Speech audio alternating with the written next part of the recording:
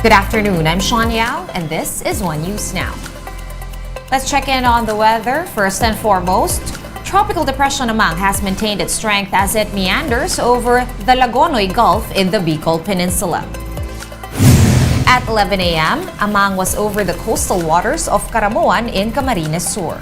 It is packing wind speeds of 45 to 55 kilometers per hour.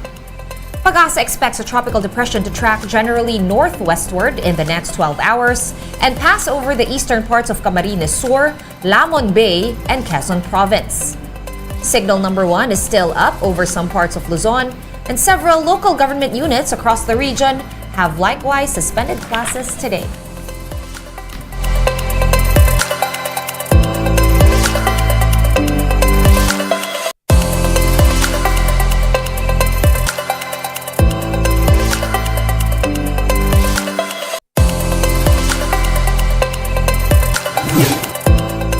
Also in line with the inclement weather, several bus trips from the Parañaque Integrated Terminal Exchange have been canceled due to Tropical Depression Amang.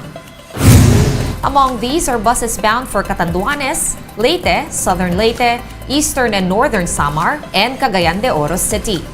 Because of this, many passengers are now stranded at the bus terminal. PTEX officials said that they are still waiting for the notice to resume these delayed trips.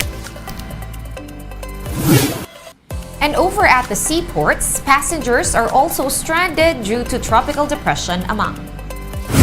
The Philippine Coast Guard has monitored over 3,000 passengers stuck in ports across the country, with trips temporarily halted due to bad weather.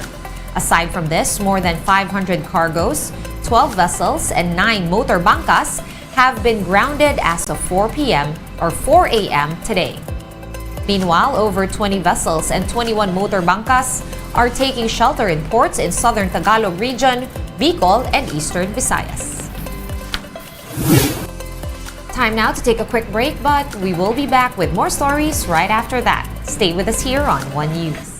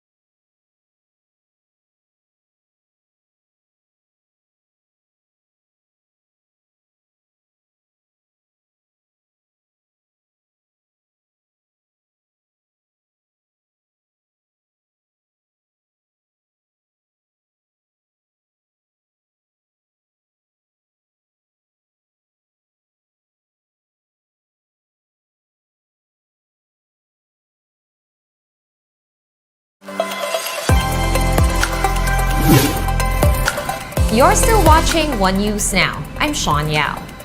The Maritime Industry Authority, or Marina, is waiting for its fact-finding team's report on the sunken vessel that caused a massive oil spill in Oriental Mindoro. Marina says their investigators have to visit shipyards in Region 5 to validate portions of initial data on the MT Princess Empress. The fact-finding team is trying to find out whether the submerged oil tanker was a new or worn vessel. Marina expects the report before the end of the month. We have created a fact-finding team to do that, and until now they haven't reported. So we have to validate in the middle of this month or like late this month. We will have the result of the fact-finding team. There are so many information not verified. And here is a quick look at today's other top stories.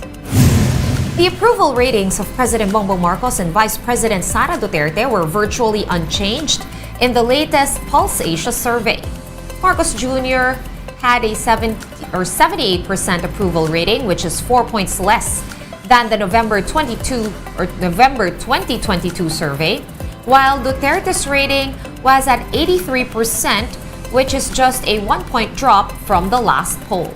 Meanwhile, Senate President Mig Zubiri and House Speaker Martin Romualdez both got 51% approval ratings, while Chief Justice Alexander Gismundo got a 43% rating. Filipino and American foreign affairs and defense officials are discussing ways to forge deeper cooperation in the ongoing third ministerial dialogue in Washington, D.C. So far, both parties have agreed on a roadmap to cover the delivery of U.S. defense assistance to the Philippines over the next 5 to 10 years.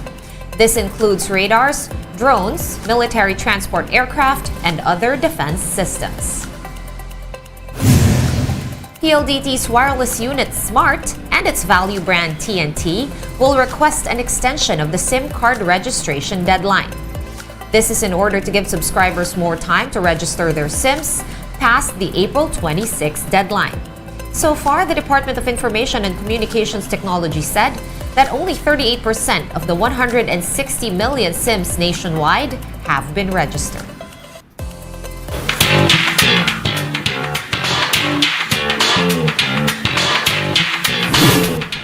Psychological drama About Us But Not About Us was the big winner at the first ever awards show of the Summer Metro Manila Film Festival. The film took home a total of 10 trophies, including Best Picture and Best Actor for Romnick Sarmenta. About Us But Not About Us also bagged the awards for Best Director, Best Screenplay, Best Cinematography, and Editing. Meanwhile, Gladys Reyes won Best Actress in a leading role for her performance in Apag. Apag also secured the trophy for Best Original Theme Song. Kimpi De Leon was named Best Supporting Actor for his performance in Here Comes the Groove. And for the same film, Kalad Karen made history and became the first transgender winner of the MMFF Best Supporting Actress trophy. Award-winning actress Dolly De Leon headed the jury that selected the winners. It was not an easy decision, but I am very happy with the results. Suffice to say, happy ako. And if people are not happy with that, you can't please everybody. One News Now will be back at 3 p.m. I'm Sean Yao. We are One News.